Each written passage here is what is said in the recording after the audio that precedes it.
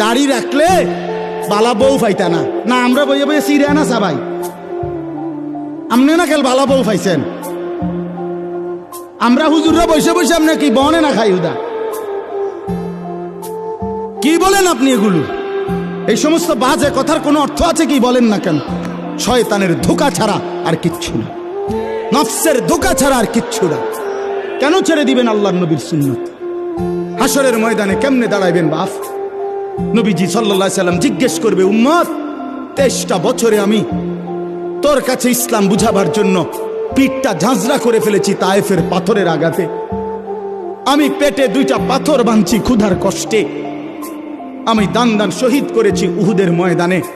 আমার এত কষ্ট, এত রক্ত, আমার এত চোখের পানি, আমার দিবারাত্রির এত কান্না, বিনিময়ে তুমি এটা কি নিয়ে আসলে? তখন কি বলবেন? কি বলবেন বাবা?